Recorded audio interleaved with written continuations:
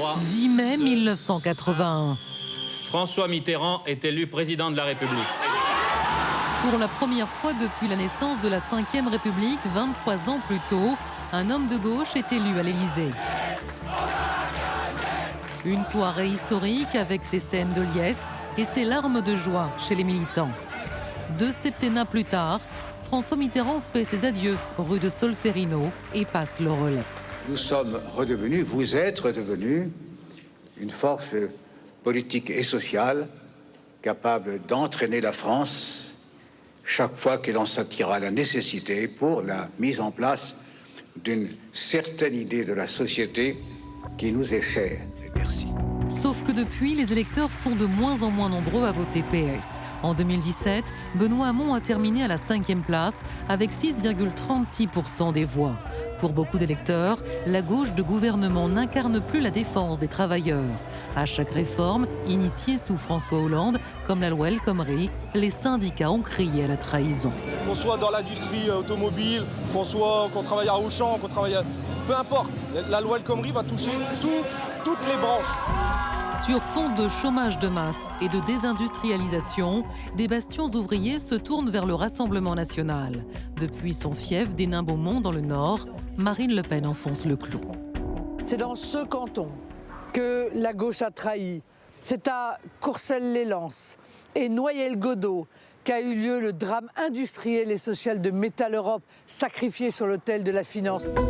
Alors, mondialisation financière, emploi, questions identitaires et sécuritaires, comment expliquer un tel basculement des électeurs vers la droite ? 40 ans après l'élection de François Mitterrand, la gauche garde-t-elle encore des raisons d'espérer ?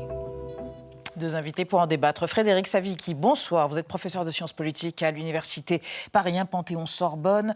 Vous estimez que face à la désindustrialisation, aux pertes de pouvoir d'achat et à la dégradation des conditions de travail, la gauche s'est montrée incapable d'apporter une réponse autre que du colmatage, comme vous dites. Du coup, la droite et l'extrême droite sont apparus comme une alternative possible ou crédible. Et à côté de vous, pour débattre, Anne Muxel, sociologue, politiste et directrice de recherche au CEVIPOF, qui est le centre de recherche politique de Sciences Po.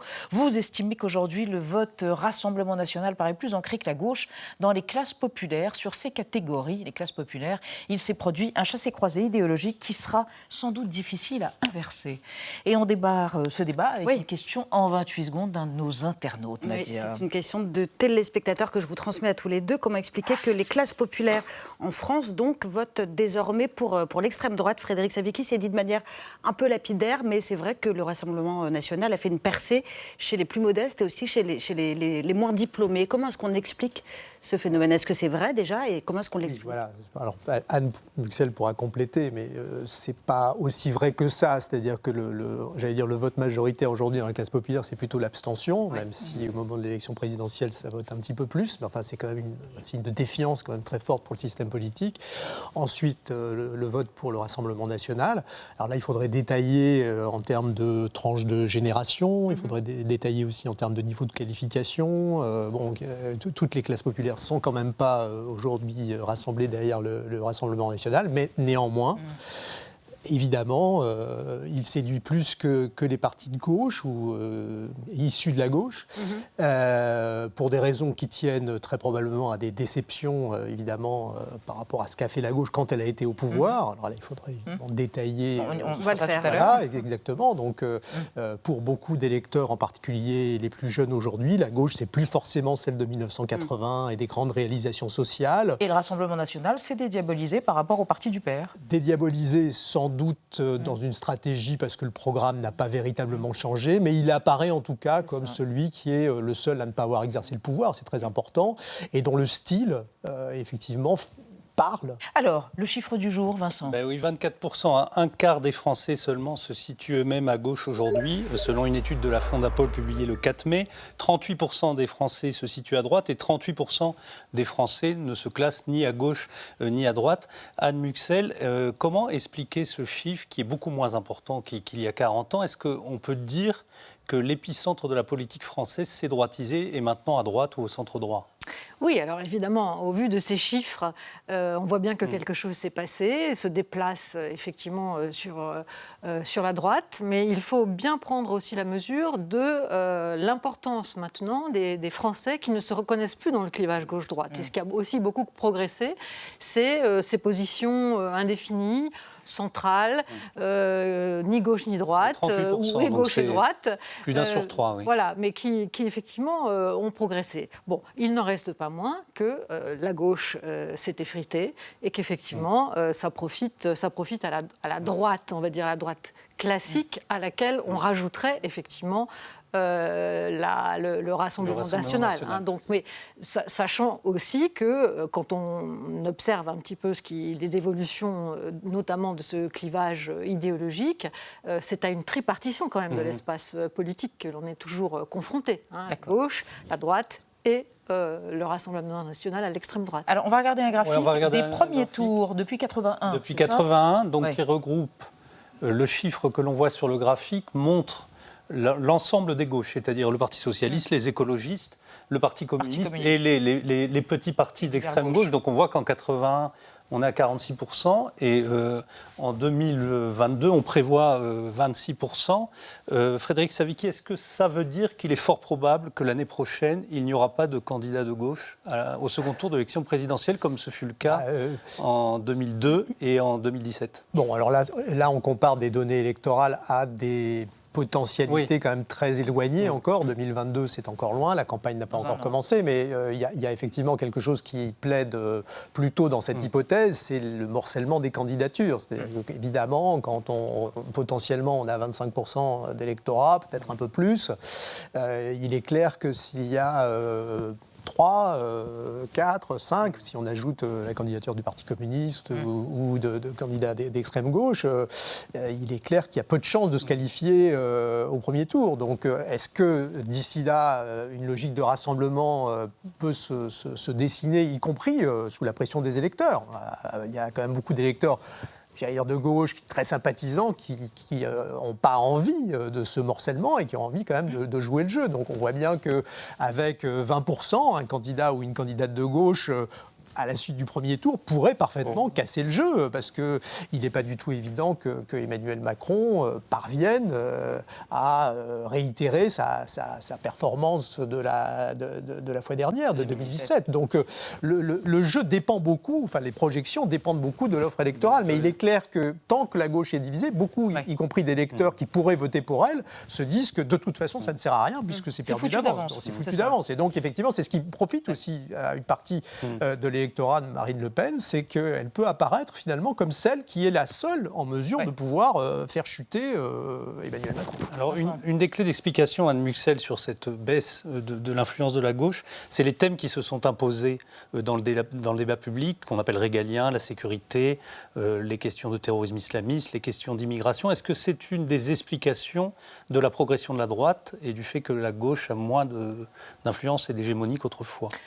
C'est-à-dire qu'effectivement, ce sont des thèmes qui aujourd'hui occupent les clivages dans l'espace public, qui clivent aussi les populations et qui, du coup, sont des thèmes pour lesquels les forces politiques elles-mêmes ne sont pas forcément d'accord. Ce sont des thèmes qui clivent la gauche, qui clivent aussi la droite et qui clivent aussi la Macronie. Donc on voit bien qu'à part effectivement le Rassemblement national qui est ferme et assez constante sur ses positions, à la fois sécuritaires, identitaires, à l'égard de l'immigration, et toutes les autres forces politiques sont traversées par des contradictions, des ambivalences, des désaccords qui nuisent à la lisibilité, en tout cas pour les Français, des positions claires des uns et des autres par rapport à ces enjeux sécuritaires et identitaires. Et donc ça n'aide pas, effectivement, d'abord le repérage politique des Français, ça ne leur donne pas forcément envie de voter, la tentation de l'abstention est quand même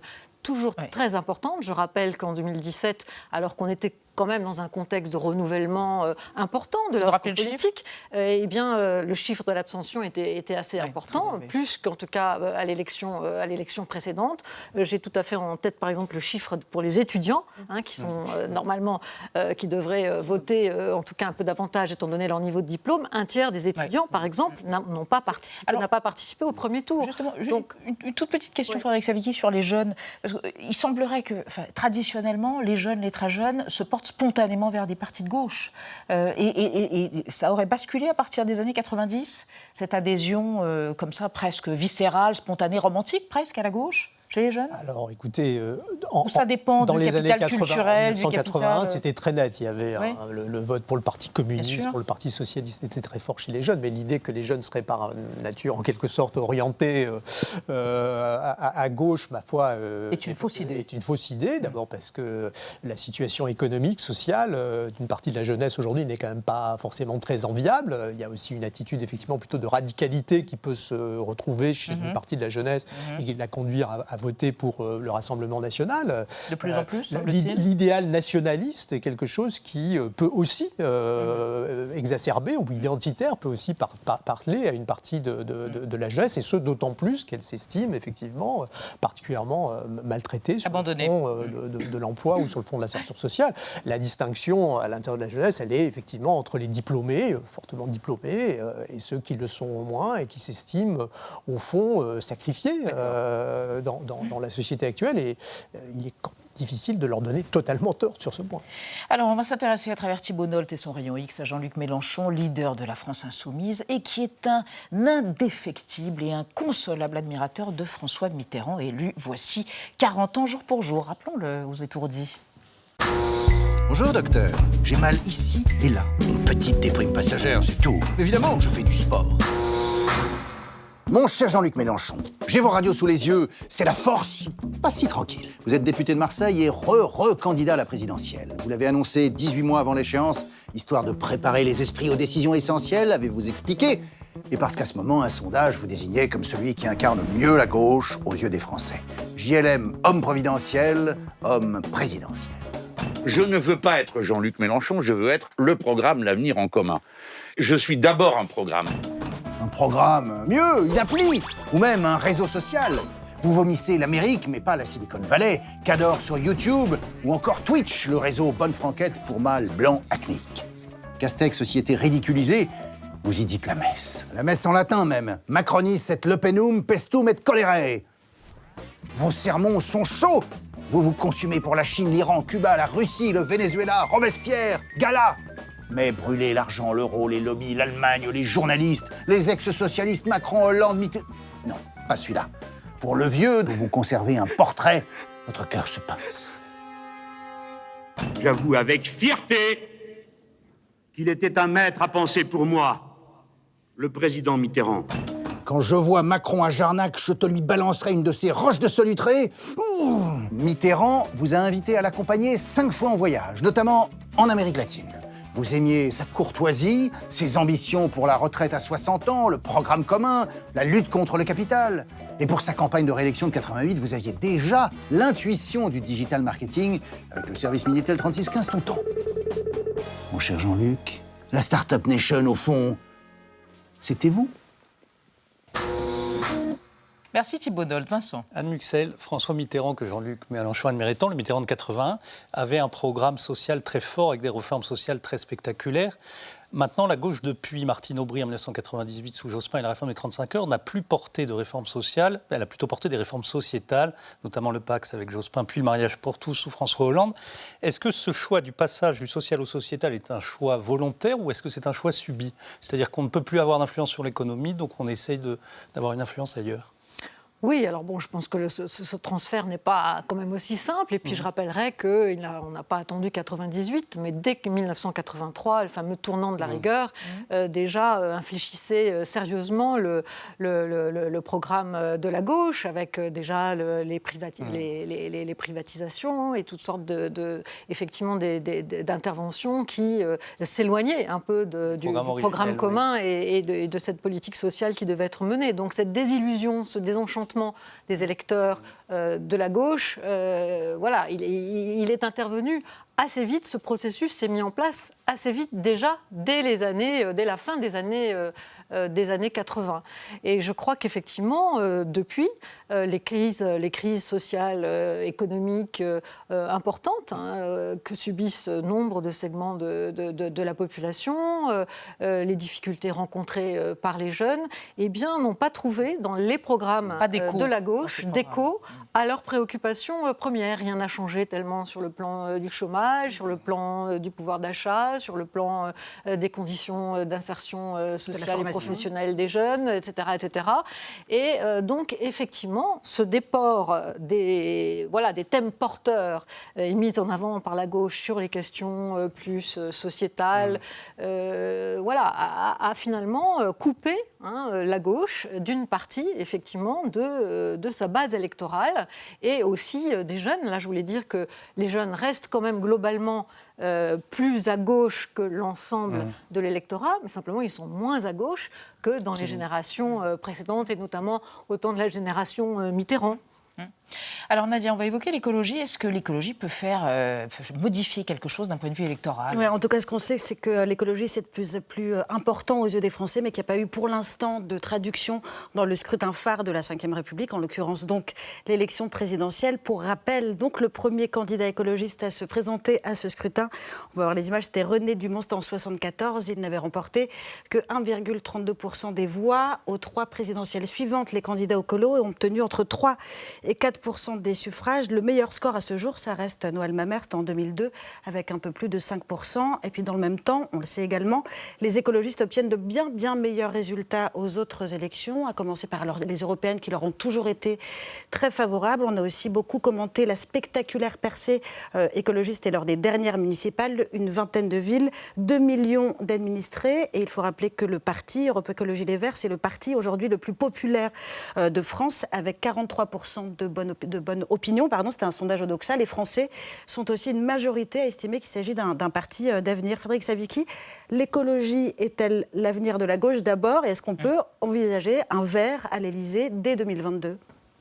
Alors je ne peux pas dire dans le boule de cristal. Je peux simplement dire que le problème des Verts, et ça se traduit dans les résultats électoraux que vous avez rappelés, c'est un problème de crédibilité à pouvoir proposer un projet de gouvernement qui ne soit pas simplement tourné vers le vert, vers l'écologie, vers la défense et la protection de l'environnement. Les Français ont de la sympathie pour les Verts parce qu'ils représentent au fond une espèce de gigantesque groupe d'intérêt, de lobby pro-mesures environnementales. Ensuite, est-ce qu'ils sont prêts à considérer que c'est un parti qui est capable à la fois de gérer la réforme des retraites, faire face à aux crises internationales comme les Verts allemands, par exemple. Oui, voilà, mais on voit bien que les Verts allemands partent de très très loin. Ils ont déjà gouverné des landes, des régions, et ce n'est que là, maintenant, peut-être, qu'on peut envisager... Une chancelière issue du Parti vert. Et la France, les écologistes français, par rapport à cela, ont beaucoup de retard en matière d'expérience, notamment de gouvernement local. C'est pour ça que ce qui s'est passé dans les municipales des grandes villes est un moment intéressant, mais qu'il faudra resituer, à mon avis, dans un temps très long. Alors évidemment, la conjoncture est favorable et on peut imaginer très très bien que le candidat vert fasse 8-10% à l'élection présidentielle, mais de là à imaginer qu'il puisse être seul et à rassembler toute la gauche, c'est compliqué, d'autant plus qu'il y a une partie quand même de l'électorat de gauche qui est quand même attachée à des questions de pouvoir d'achat, d'amélioration des conditions matérielles. Ils ne sont pas dans le post-matériel, ceux-là, et il n'est pas évident qu'ils s'y retrouvent complètement dans un programme écologiste qui, pour l'instant d'ailleurs, reste encore peu précis et peu connu des Français. Une carte, parlons de l'Europe. On va regarder une carte de l'Europe qu'on va faire évoluer de 1999 à aujourd'hui. Donc en 1999, il y a 15 pays qui composent l'Union européenne et 12 d'entre eux ont des gouvernements de gauche. Aujourd'hui, il y a 27 pays dans l'Union européenne et simplement 6 d'entre eux sont gouvernés par la gauche. Est-ce que ça signifie, Anne Muxel, que de toute façon, un gouvernement de gauche ne peut même plus penser pouvoir peser sur Bruxelles et sur la politique européenne tant ils sont minoritaires ? En tout cas, ça signifie bien qu'à la fois au plan national, au plan européen, effectivement, la gauche souffre terriblement de ce fossé qui s'est créé entre ses bases électorales et voilà, et les partis en question. Alors, je pense qu'il faudrait aussi tout de suite introduire que en Europe, en même temps, au fur et à mesure que la gauche recule, on voit aussi les pouvoirs populistes monter, les forces populistes monter. Et ce n'est pas non plus, cela n'est pas sans relation, hein, pour les raisons que nous avons évoquées tout à l'heure, d'un hiatus de plus en plus flagrant entre les attentes de certaines populations qui ne trouvent plus dans les partis de gauche effectivement un débouché politique à leurs préoccupations. Et les forces populistes, qui sont les porte-voix de la protestation, du malaise, d'un malaise identitaire, mais aussi d'un malaise social, économique, et qui savent très bien jouer sur cette corde-là, eh bien évidemment ont tendance à remplir cette fonction tribunicienne que remplissait par le passé le Parti communiste, et sont entendus et portés d'ailleurs bien souvent au pouvoir, y compris par les jeunes générations. Frédéric Savicki, on peut parler de fin de cycle historique ou c'est simplement conjoncturel ?